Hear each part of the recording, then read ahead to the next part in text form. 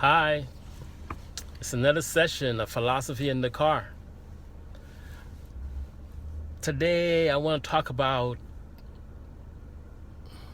moral feelings, moral sentiments. Historically, in terms of the way philosophy have progressed or moved towards ethics, is to use reasoning, logical proofs to determine what is right and wrong. And socially today we promote reasoning a lot more than we promote feelings or acting on our feelings, right? Supposedly our feelings are very subjective, and so they're unreliable, and so we push them to the side. A great philosopher named David Hume realized there is a problem there. Most people act on their feelings. Hello, we act for our feelings. We get married because of our feelings, our emotions. We go to war because of our feelings.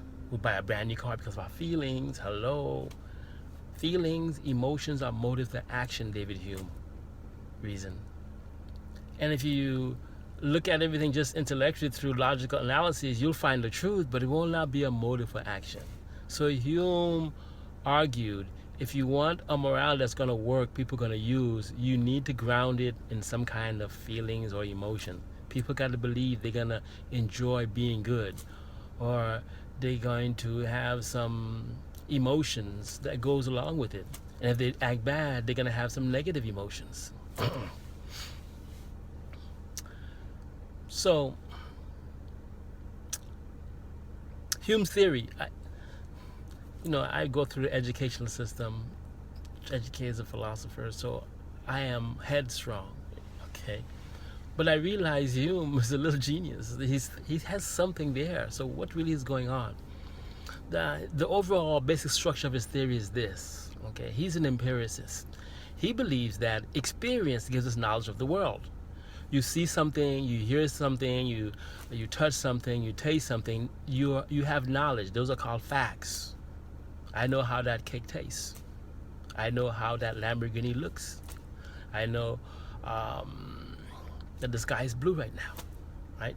So you have these facts coming to you through your experience. That's empiricism. But you also reason that he has feelings on the inside. He has emotions of love and hate, pride and humility. He also has the bodily pleasures of pain and pleasure when he's eating or tasting something. So Hume, for him, experience is double-edged sword, right? He argued that when you experience a fact in the world, all right, you taste something that's tasty, piece of cake. When you bite into it, the fact strikes upon your taste buds, and you recognize what it is. It's chocolatey, it's sweet. But then, whatever's going on there, it also produces a feeling. It feels good. Pleasure is produced by that. Pleasure is produced in you in virtue of that experience of the fact. Similarly, if you see something at a distance, right? You see a painting, you see a rose, you see something that you contemplate for a second, you look at it. Hume believes that the facts will strike upon your eyes. But in the signals that come through your eyes, it also carry a subtle experience of pleasure or displeasure. And then we're going to feel, and then since we look at something as aesthetically, we'll make a judgment. This thing is beautiful or is ugly. It's beautiful if the subtle pleasure is pleasant. It's ugly if the subtle pleasure is unpleasant. Very simple. Aesthetics, I think that really works, I believe. He thought that if you looked at human behavior, contemplated in a detached manner, it would also have feelings. But rather than extracting the aesthetic qualities, whether or not it's beautiful or ugly from the feelings, you look for the moral component. Because if there is immorality in the world, for example, it ought to produce, the act you're observing ought to produce some kind of negative vibration, so it'll feel unpleasant. If there is morality in the world, then the act you're observing ought to produce a positive feeling. Okay? The negative feeling Hume called moral disapprobation, moral disapproval. The positive feeling Hume called moral approbation, moral approval. So you're observing a man and a woman kissing. and you ask yourself, is this improper? Is someone doing something inappropriate? Hume thought you could detach yourself. You don't even know them, they're strangers, and you feel the moral quality of what you're experiencing. The facts are coming through your eyes, your brain is processing, and he thought that you could extract somehow in there the moral quality. If you feel moral approbation, these people who are kissing are doing something morally right. If you feel a certain unpleasantness in that observation, these people are engaged in something that is morally wrong. Obviously, from what I'm saying, you know this is very, very controversial. People have different views on what constitutes their feelings, or two different people can have different feelings about the same observation. Okay? But it doesn't prove the theory wrong. Yes, there's a lot of subjectivity. Not everyone will experience the same thing, but doesn't mean the theory is wrong. Right? Doesn't mean it's wrong. Because when you think of aesthetics, most people agree. All right? So it doesn't prove the theory is wrong. The big problem with Hume's theory is that in order for it to be applied and applied effectively, we must overcome hedonism. Hedonism is the pursuit of pleasure as the highest good.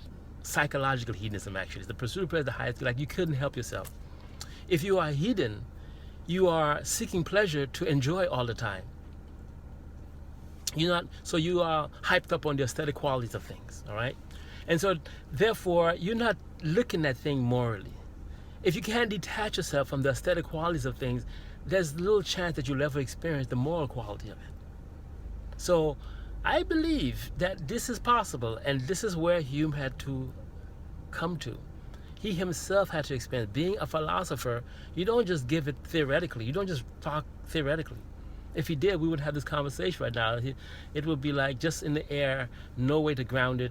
But in fact, someone had to experience it. In particular, he had to experience it. Okay? Okay?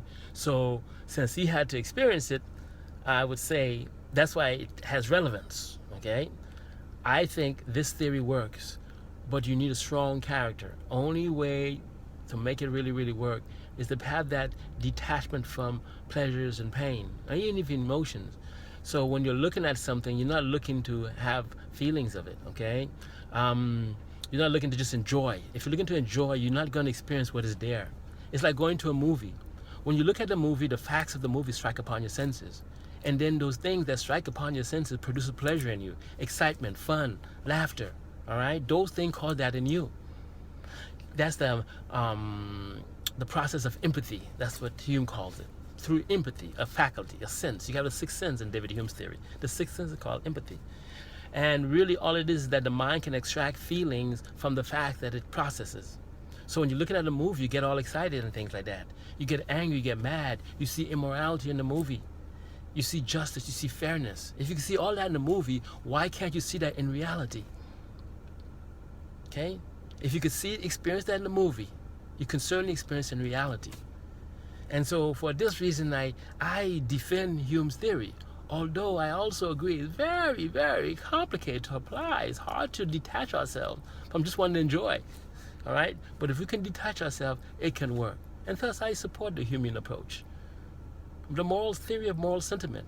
I can use my moral feelings of how things cause me to feel. Not how I feel about it, how they cause me to feel, to make moral judgment. To make moral decisions about how I'm going to behave. And to know when a particular act is an immoral act or unethical because of how the other person responds. Because when they feel bad, I am going to feel with them. So I know what I did is wrong. So I support the moral theory of moral sentiment. Now, if you disagree, please share your comments down below. And I'll respond. All right? Take care. Bye.